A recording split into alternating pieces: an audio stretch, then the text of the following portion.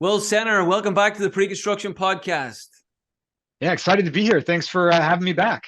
I'm buzzing to have you back. How could I not invite the guy that is consistently in the top 3 most downloads every week? Your first episode is an absolute hit. And for anybody that hasn't heard that first episode, I'll put it in the show notes. It's a really, really good, high-level understanding of historical data, pre-construction data, what Will has been doing at Skanska and what they've done historically for the last 6 or 7 years. So get across, listen to it, and then come back and listen to this episode. Thanks for making the time. Yeah, absolutely. It's always fun to geek out on data a little bit. Love it. And I have to say, a huge congratulations. You have just been promoted to VP. The press release is coming out in a couple of weeks. Can you give us an idea now of the extra responsibilities and what your role looks like at Skanska? Yeah, so I've been in a VP of pre-construction role here for a few years, leading our pre-con team in North Carolina, Virginia. But here in the last year or so have added responsibility for our data solutions team at Skanska, which is a new group that we've formalized. There's been a lot of work that's gone on over the last 3, 4, 5 years, really building our data infrastructure across our USA building business, working very closely with our IT team as well. And just in the last year or so, we've really formalized that group and are starting on a really exciting trajectory to really leverage the potential and the value of our data, not just in pre-construction, but across operations, HR, every part of the business, and got a lot of cool things we're working on to really help reduce the burden on our project teams, help them drive to better data informed decisions and enhance certainty and value for our clients. So it's exciting. A lot of good stuff coming. Yeah, because you in our first podcast, you discussed quite a lot about on the pre-construction side. So it's great to hear now that you're not only on the pre-construction side, but you're also on the execution and delivery side as well. So the reason I wanted to get you on is the buzzword ChatGPT. What is going on? I mean, I've started to use it. I'm sure you've used it. Anybody? Well, I'll tell you what. How we'll start.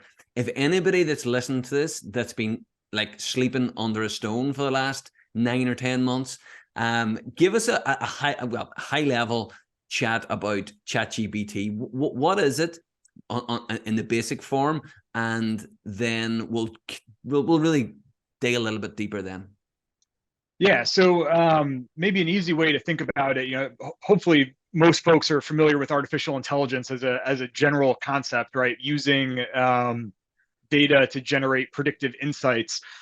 And something that we talk a little bit about in our training that we've developed about generative AI and ChatGPT at Skanska is kind of getting people to think a little bit more broadly, because I think a lot of folks, when they think about data, they think about structured data, data that's highly organized. You think about it in rows and columns. Pre-con folks, we love our Excel sheets, right?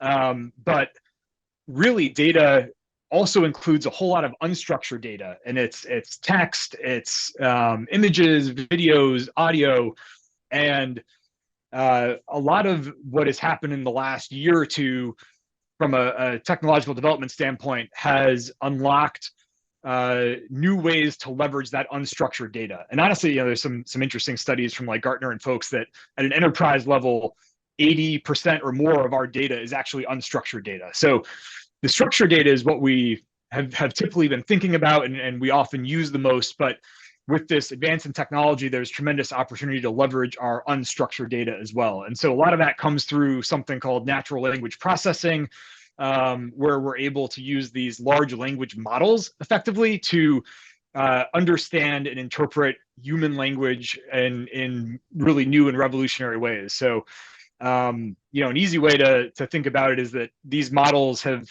basically started recognizing patterns in text by scraping information across the entire internet. And that's allowed them to discover, really surprising ways to understand language and develop new skills. But it's now allowed companies like OpenAI to develop tools. And so ChatGPT is the tool that OpenAI has developed with their large language model, where you can go in and ask it questions that are much more sophisticated than what you could type into a Google search.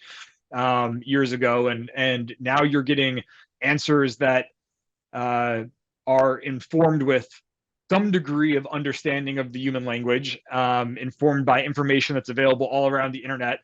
And so, it's a great thing to just kind of poke around and explore the tool a little bit and get familiar with some of the things you can do, whether you're, we had a trip to London a couple months ago, and so I did a lot of playing around, to my wife's dismay, about giving me recommendations on different restaurants and different places to visit and things to see. So it really is a powerful tool. There's obviously a lot of limitations and challenges, but the trick is really, how do you harness it in a way to maximize its value, understanding what use cases it's effective for, where there are limitations, and then start to sort of translate that into opportunities from a business standpoint as well.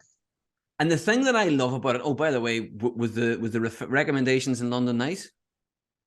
Yeah, well, some were good, some were other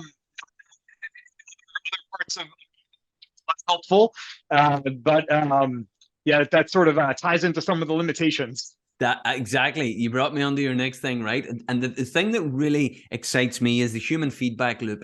So the fact that we can actually prompt it and ask it questions and almost guide it. I mean, there's no doubt about it. It's a superpower for brainstorming. But to be able to get information back and quickly see and think differently. So we all think kind of the same way all the time. But if it's throwing you back different answers and you're going, oh, I never actually thought about thinking about it like that. That's what I like about it. And listen, we all know it's in its infancy. It's really, really, really at the beginning. But it's showing great promise. And within something you touched on, you've obviously got your structured data, and Skanska historically, as you said, over the last 10 years have been brilliant within pre-construction. They've got their data points and they've got loads of historical data. But how do you tie that into that really good data and then tie in the stuff on PDFs, on images, on text, and to be able to kind of put it together and come out with the best answer? Yeah, so that's something that we think about in terms of contextualizing the model. So you're able to start with essentially the foundational ChatGPT model. So for us, we're on Microsoft Azure as a data warehouse platform, and so we're able to leverage that same ChatGPT functionality through Azure. And so as we look at different use cases or opportunities to leverage this technology within the business, part of that conversation is, how do we further contextualize the foundational model with additional Skanska knowledge and information, right? And that takes the form of different documents. So, one easy example could be, hey, we're going to take, hundreds or thousands of past estimates, and we can contextualize the foundational model with that additional information so that we can ask it questions and have it answer in a way that is informed not only by all of the information that the foundational model is built on, right, the entire internet, but also informed by all of that data from our past estimates. So, for example, we could ask it a question like, I'm entering curtain wall into my estimate here. Is there anything else I should be considering? Or perhaps instead of asking a question, have it prompt us back. I see you've created a line item for curtain wall. If we're in a schematic design estimate, right, the specs, the documents haven't been developed yet, we might not have defined requirements for mock-ups, for field testing, for an envelope commissioning agent. But through that generative AI and analysis of hundreds of past estimates, it can recognize, hey, in situations where you've created line items for custom curtain wall systems, you've typically also had line items for specialty field testing or aesthetic mock-ups or performance mock-ups. Is that something that you'd like to include in this estimate? And so it can really be a great resource, to your point, in prompting people to think about things differently, in a way that leverages kind of that collective knowledge of the business, not just the knowledge of that one estimator who happens to be doing that particular estimate. And the thing that I like about it, within obviously one, there's limitations obviously of, I think it's 30,000 words, but you can keep going. So you can keep asking and asking for variations and more, and prompt it and then give it a tick. Yes, we understand that. We've got that line item. We thought about this, and then just keep going, and it just keeps spitting the objections or the things that you should really be thinking on. Yeah, and that's a good point too, because part of this is you're getting into some of those more customized use cases and contextualizing it on company specific data. You're really talking about developing a custom proprietary instance of ChatGPT as well. So there are ways to kind of work around some of those character limitations and be able to upload documents, things like that.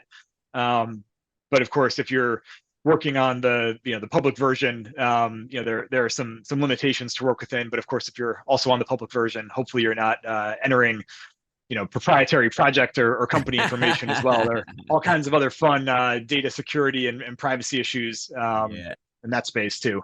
Yeah, and that's a problem. I mean, we can talk here all day about ChatGPT and how wonderful it is, but there are risks as well, and it's still very early.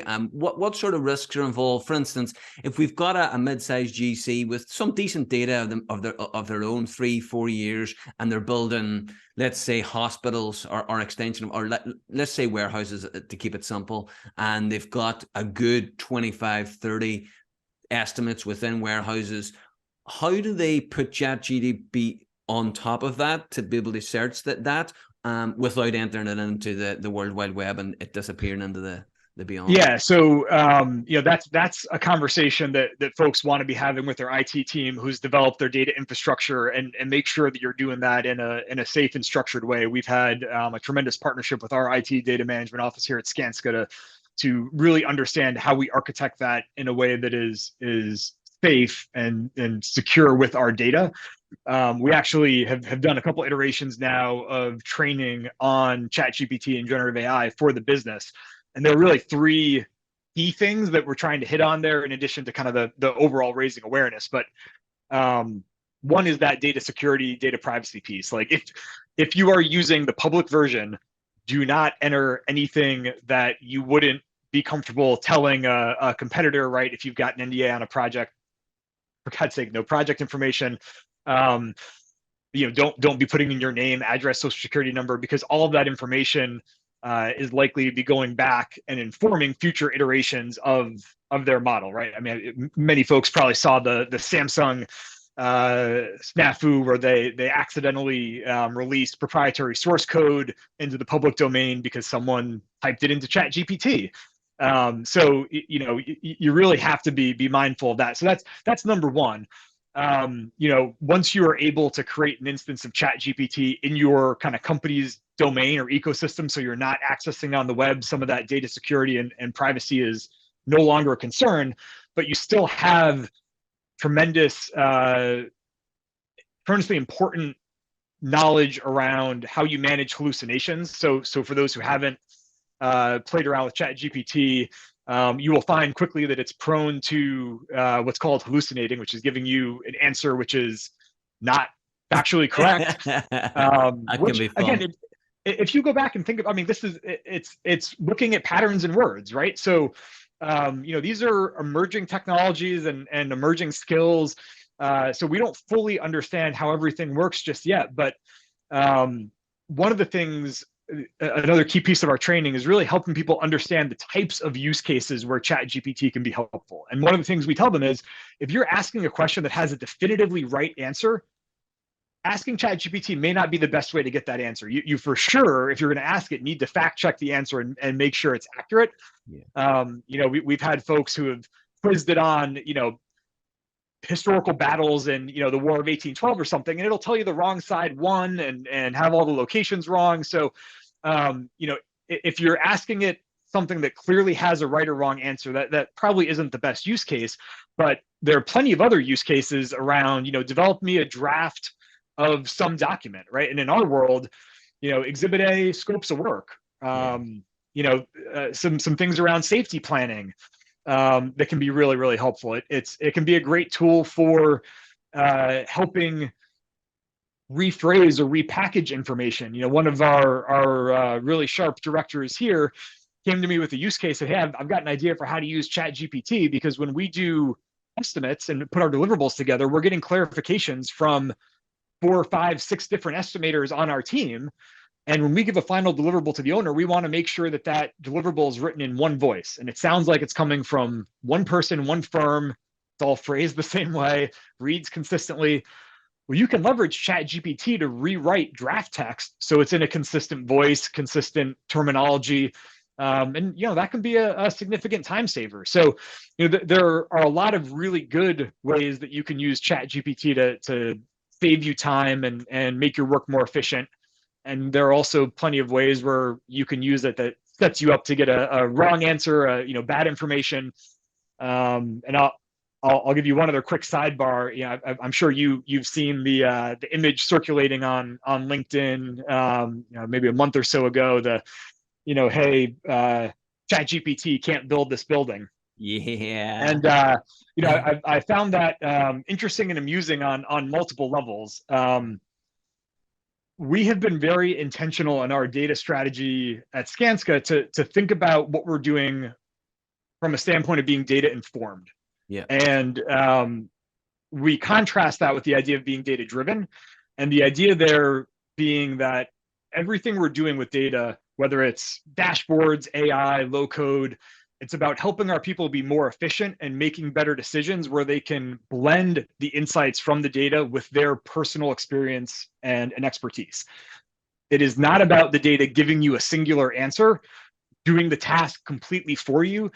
And I think if you think about a lot of the potential ChatGPT use cases, you can see a lot of similarities there, right? Drafting that scope of work. It's not going to give you the perfect scope of work for your project, because we're not at a point yet where it's reading and interpreting every single page of the plans and specifications and creating that perfect Exhibit A.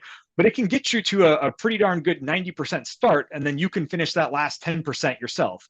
Yeah. So really understanding that blending of the insights from the data with the AI and the human perspective and experience, I think that's where the sweet spot is. And so, ChatGPT is not going to build a building anytime soon.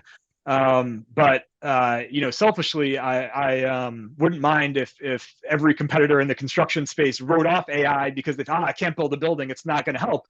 Because you're missing the point, right? It's this the is opportunity to use it to enhance what we're doing. Yeah, this is what I'm afraid of. The people will look at ChatGPT and say no, and they will completely dismiss it. I mean, if you can complement, it basically increases the capacity of your team by, I'm hoping it's got to be above 50%, surely, when you consider how long it would take you to draft a document or write a document and get it in the right language that it's readable. I mean, it's huge. I mean, it's taken all the heavy lifting. No, I'm sorry, not all the heavy lifting, but a lot of the heavy lifting that the human will complement. And at the end of the day, and I've said it before, I said the most successful construction companies are basically merging the talent with the technology, and you will get success. And this is the problem. And listen, historically, as an industry, we've struggled with getting on technology. And I don't mean Skanska, I mean as an industry, some companies haven't, and they've got to get up to speed. But can you imagine the companies that, like estimating technology software, pre-construction technology software, they're not even there yet, and they're going to try and get ChatGPT integrated, but they've nothing to integrate it to. They've no data sets, they've no historical data. It could get really messy unless it's structured and really methodical and logical. Well, and you're right, and there's a tremendous effort that has to go into building that data infrastructure, getting all your information organized and addressing the data quality, getting good data management and governance fundamentals in place. I mean, that's the foundation that allows you to do any AI, whether it's traditional kind of machine learning AI or generative AI, ChatGPT. And we can certainly talk more about kind of some of those foundational things. But the other thing that I think is worth pointing out, you've talked on past podcasts too about the labor shortages that we have and challenges.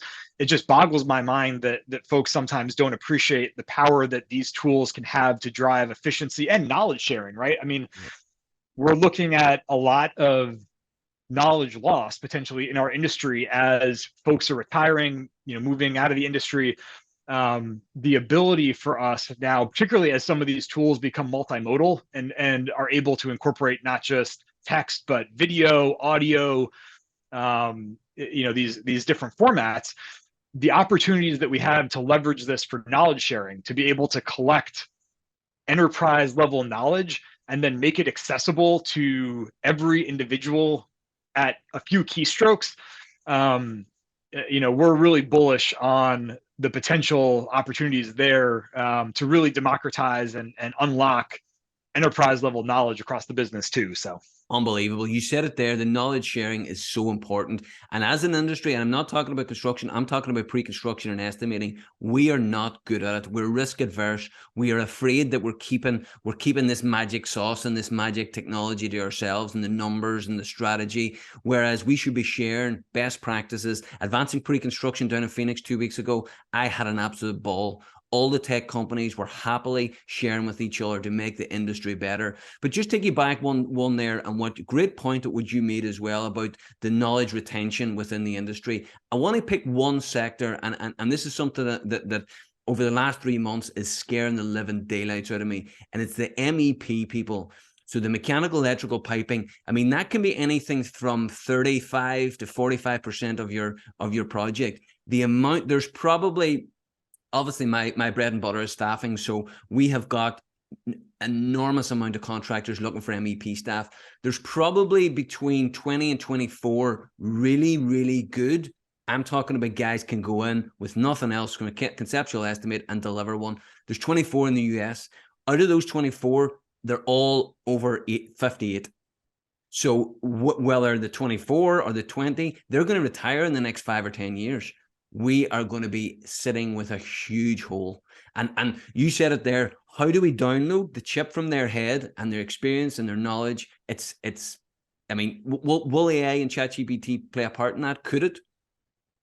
Yeah, no, I mean, there's definitely some opportunities there. And you sort of joke about downloading the chip out of their head, but some of the initial functionality that's even starting to be available now, some folks who are listening may have already noticed that in like Microsoft Teams, right? Microsoft has embedded capability where you get a transcript of the meeting. So it's just giving you on its own that written transcript. So you're not having to take meeting notes and type that all up. You're getting a transcript, and now you've got tools like ChatGPT that can then summarize that information.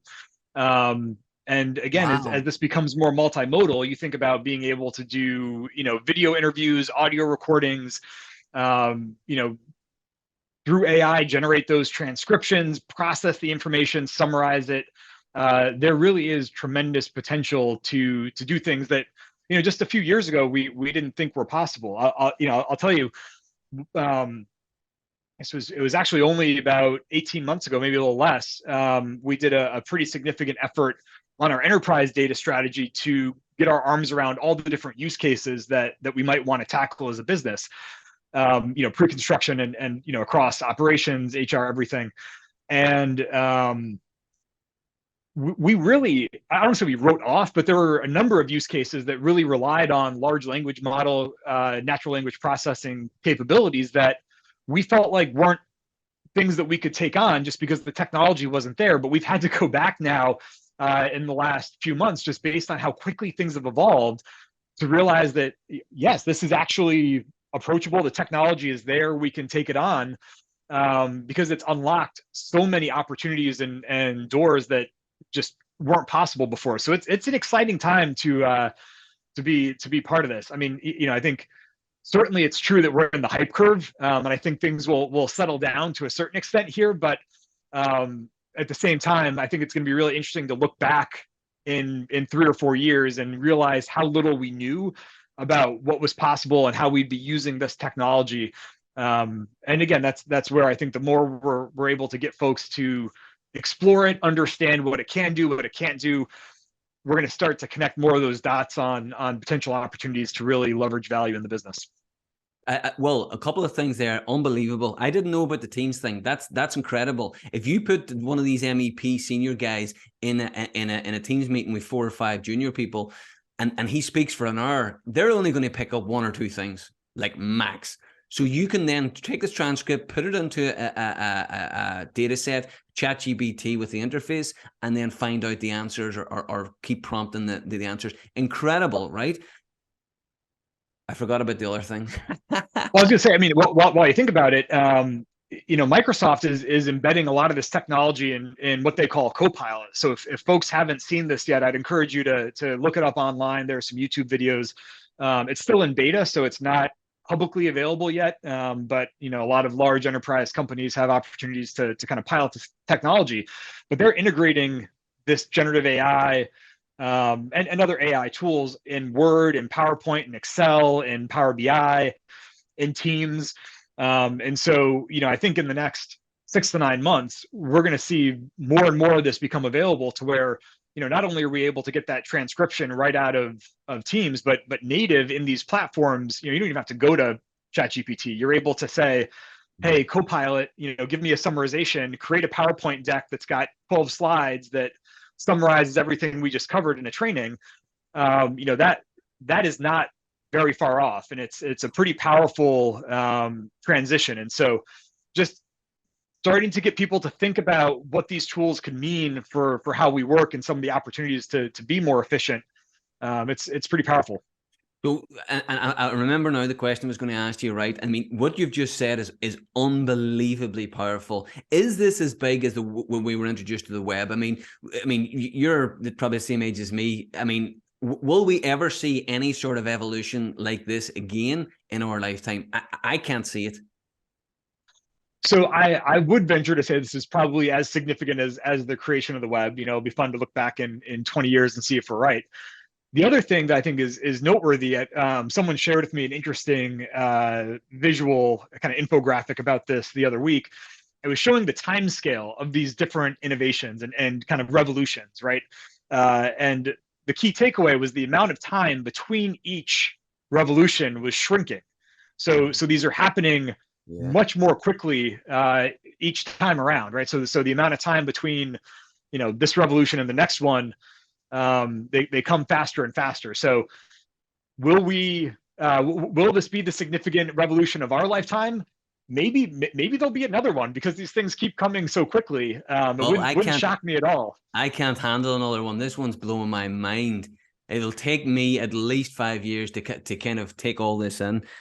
We could talk about this all day. Let's go for a little bit further now. Obviously, how do you prepare for AI? I know you kind of went through a lot of it there now. What's exciting you the most? I mean, we've gone through a lot of it, but specifically within, if you can, and I know you're doing a lot on operations side as well, within pre-construction and estimating, what excites you the most, and how do you see, and it mightn't even be happening now, but in the future, if we could tie this all together, how powerful could it be for pre-con and estimating? And to add a little bit more to that question is, people keep ringing me up all the time and texting me and going, listen, Gareth, what's the crack with this AI? Is it going to replace me? Is it going to? I said, it won't replace you. But what it will do is somebody, an estimator with the capability of using AI to its potential, will replace you. So get on the train. Yeah, no, I think you're right on that front. And just as a quick aside, I do think as an industry and probably as a society, we're going to have some challenges around figuring out how to effectively use AI. And I think the easiest place to look is in the education field, right? How teachers in high school, middle school, college learn to adapt to a world with generative AI, is going to be a challenge. But we learned how to teach math with one of these at a time when when this was invented, people thought, how are we ever going to get people to learn addition when they can just plug it into their calculator? So I do think we're going to see some shifts in how we as a society think about using AI, because what's really key is again, it's that data informed methodology, right? That this isn't going to simply give us the answer, but using it to enhance our process, be more efficient, think about things in new ways. So it's going to be, I'm really curious to see how as a society we evolve there, and what that looks like.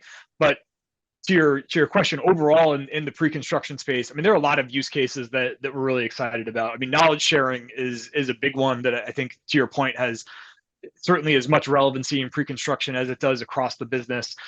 I think, one of the use cases, we may have touched on this last time I was on. I'm not sure how the timing fell out, but we talked a lot about Skanska metrics, which is the benchmarking tool that we built, which is really in a lot of ways sort of the foundation and leaping off point for our data journey overall.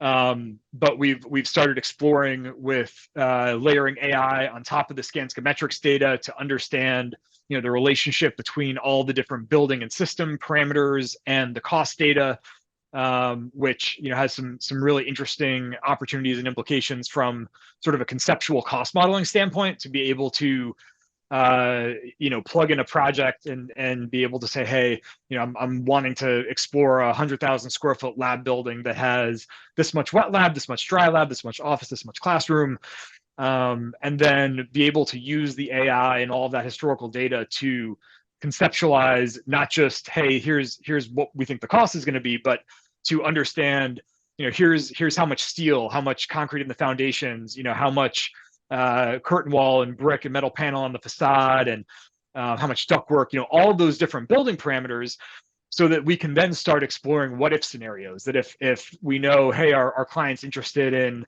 leveraging much more glass on the envelope of the building, we can turn those knobs and not only understand that, hey, we've got more curtain wall and that's going to cost more, but also understand the implications that has on the HVAC system and the costs associated there. So I think there's a lot of really cool opportunities to help add value to our clients, particularly in those early design phases when we're exploring different options and understanding the implication of different decisions, to be able to have kind of your AI assisted estimator who can work through some of those scenarios more quickly with the support of the AI. That's a really cool one. I talked about that notion of using the AI to help us fill in gaps in estimates early on. I think that's an exciting opportunity. And there's some other ones around unit price validation, right? We've got teams who are constantly out talking to the market, pricing work. While we have our own databases built into our estimating tool, to be able to better tie that feedback loop together of the ongoing feedback that we're getting from the market back into kind of what we expect a price to be. I think there's some unique opportunities to leverage AI there as well, so we can get a little bit smarter on how costs are moving and what that market feedback means to inform kind of future estimating efforts. And that's the one for me now, the one you should put to it. That's the one for me for that, like the length of time traditionally that takes, it's almost days, weeks, sometimes months, but that can be now done if it's done properly and there's a proper process and system in place. That can be done within hours. I mean, that to me really puts the power back in the estimator, the pre-construction manager, and to be able to then go to the client and tell the story, whether it be visual or the story of the numbers. I mean, that'd be unbelievable. And I don't think we should be afraid of that. Estimators should be thriving on that, going, what? I don't have to sit there in a corner doing all the takeoffs and get ringing subs all the time. They should be embracing that, to be able to do the stuff that they enjoy, which is tell a client the truth and get the journey and the story out there. And to be able to find those value-added solutions, right? Okay, now I know it's going to cost this much, but is that the best way to do it? And are there better solutions out there? And what do those look like? But I think the challenge with that use case is just realizing that there are so many different unique cost drivers that influence unit prices. Whether it's unique product requirements in a specification, whether it's site constraints, logistical impacts, so many different things, local labor availability, right? That are going to move a unit price up or down. So again, it comes back to that coupling of the data and AI with the human experience. So the more that we've got people who understand those cost drivers and can give appropriate context for that unit price, the easier it is to integrate the AI to extract meaningful insights, right? If you've got a unit price or a bunch of unit prices that are just sitting off in a vacuum, and we've got, okay, well, this drywall cost $8, $6, $12, $5 a square foot across these different projects. Well, if you're able to add on to that, okay, well, this project where it was $12, it was a little bit more expensive because it required level 5 finish, because we were expediting schedule and had second shift work, because of difficult site conditions, getting the material up into the project. The more context that we can provide to the AI, the more impactful the analysis can be. And that's I think really one of the key things. You talked about the importance of having that foundation of good quality data to do meaningful AI investigation. I think what's tricky about some of these use cases is really unpacking how the data needs to be organized, contextualized, structured, because you may have some of the information you need, but not all of the information you might need to get really a meaningful result. And I'll give you an example. I mentioned the AI investigation we were doing on top of our Skanska metrics data for conceptual cost modeling. So when we did our first iteration of that tool, we measured the results. So we trained the model on some of the data, and then we analyze how accurate is it on another set of the data, right? And that's kind of general practice in the AI machine learning space. And so we analyzed it by uniformat division to see, okay, for standard foundations, deep foundations, superstructure, skin, roofing, how accurate were we at predicting the cost based on the data that we were training the model on? And you probably wouldn't be surprised to find out that in certain building systems, it was a lot more accurate than in other building systems. And some of that was a direct result of what type of data we had collected to train the model on. And so, part of that feedback loop was then being able to go back and understand, okay, if we're trying to predict costs for this system, maybe we need some additional data points that we weren't thinking about before, which will drive the accuracy of predictions in the future. And the reality was, when we set out on our journey of building the Skanska metrics tool, 6 or 7 years ago, we weren't looking to build a conceptual cost modeling AI-driven prediction tool, right? We were just thinking about benchmarking and analytics. So some of this you sort of learn as you progress along that journey. But I think it's a great example of where kind of having that continuous improvement, plan, do, check, act, mentality will be helpful in evolving, because you're not going to get everything right the first time. It's going to be a learning process. And that is the key. I mean, that's where the scenario and the case that your case that you've just described is the magic. That's where the magic of the AI and the iteration, that you can teach it and learn it as it goes from a basic set. But the big thing there as well is, you mentioned that this is not what you set out to build, but it just tells you that any sort of interaction or collection or collaboration with data will never ever be time spent badly. Like it really is. I mean, and that's what worries me. Dealing with general contractors of all sizes and VPs of pre-construction all over the US, I'm so saddened to hear that they haven't been collecting data, they haven't been organizing it, they haven't been looking after it, basically. So they're going to have to. They can't even get straight into ChatGPT because they haven't got the other side organized. They haven't got their ducks in a row. So that scares me. And again, what's the old saying? When's the best time to plant a tree? 7 years ago. When's the next best time is today. So they've really got to get a move on. And I literally could stand here and talk to you all day, Will Senner. Yes, I guess part 3 will have to come at some point. I don't know. Well, that's exactly right. I think I had 2 other topics that we were supposed to go through, but I've been told that I've got to keep it under 45 minutes because people lose attention. I won't lose attention speaking to you. And there's a reason why everybody loves you at Skanska, because you're a genius. So thank you very much. I appreciate it. Thanks for having me again.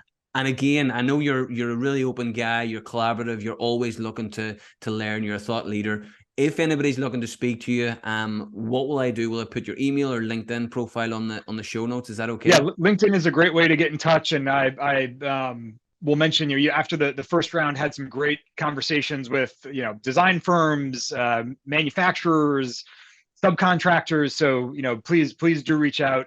Some great conversations, and love to kind of help others along on their data journey as well. Absolutely. That's why we do this. We need people talking, and we need people sharing ideas, because we can't build all the roads and stuff together. Or we can't, we haven't got enough people enough. We need to embrace everything. So listen, Will, thank you very much. You're right as well. I'm going to hold you that there will be an episode 3 with Will Senner. Sounds good. Thank you, sir.